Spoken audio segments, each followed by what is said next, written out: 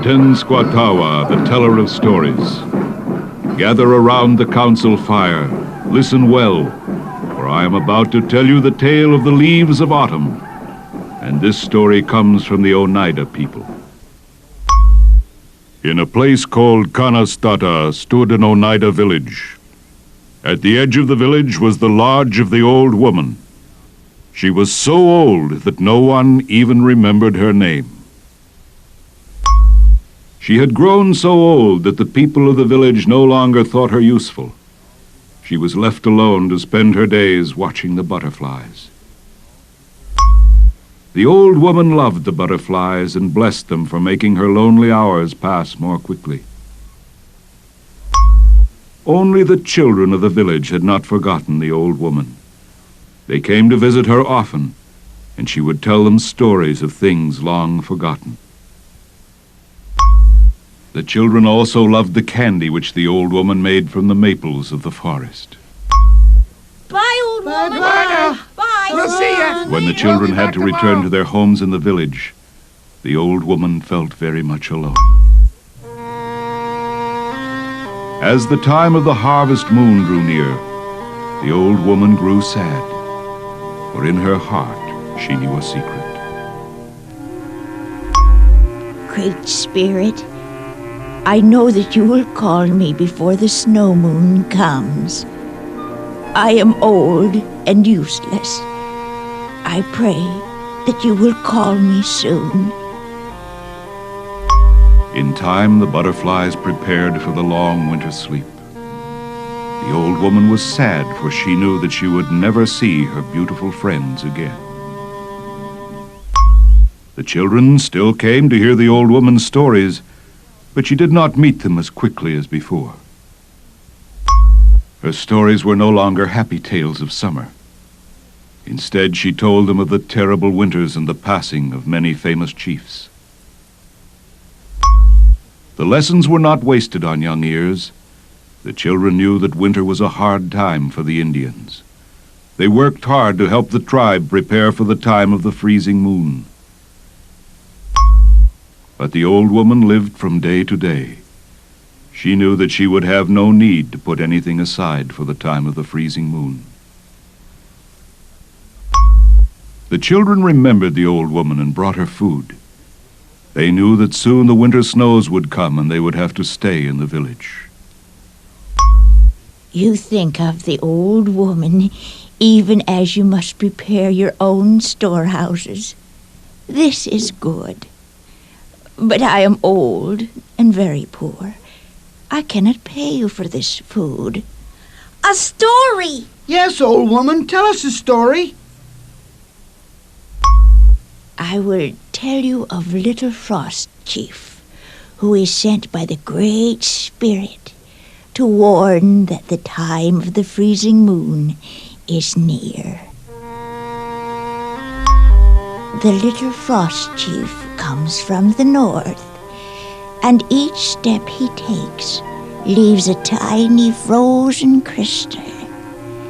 At night, he dances over the ground, and in the morning, he has left a blanket of shining frozen jewels.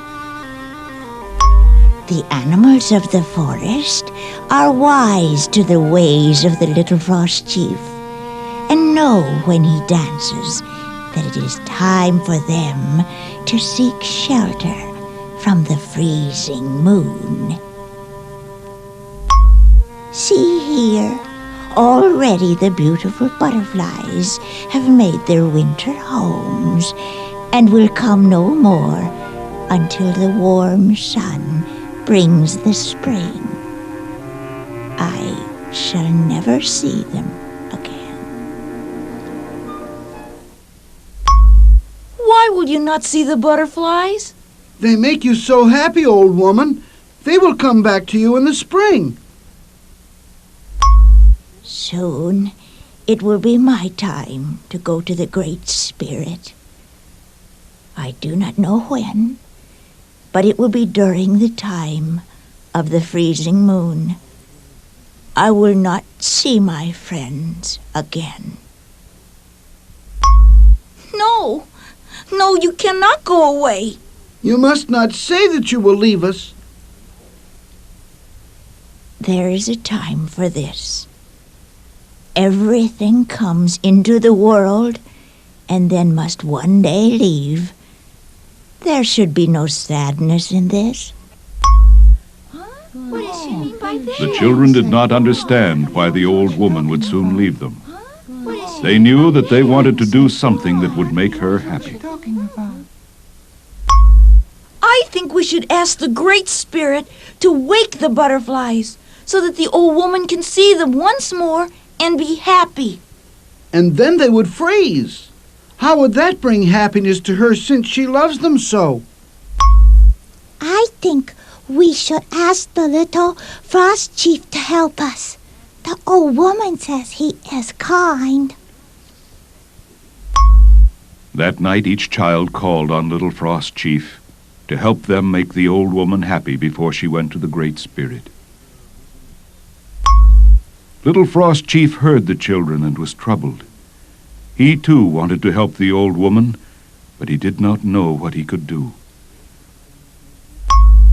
Then, suddenly, he knew what he would do. Gathering his paints, brushes, and a ladder, Little Frost Chief made his way to the forest. Little Frost Chief worked quickly, going from tree to tree, painting all the leaves, and soon each tree was covered with red, gold, yellow, and orange. Little Frost Chief took a brightly colored leaf and gently blew on it. The leaf floated and moved, just like a brightly colored butterfly, before it glided silently to the ground. Little Frost Chief was very pleased with himself. When the children saw the leaves, they were disappointed. Little Frost Chief has made the leaves turn into beautiful colors. But he did not bring back the butterflies to the old woman. Look! They look like butterflies as they float to the ground. To the old woman, they will be butterflies.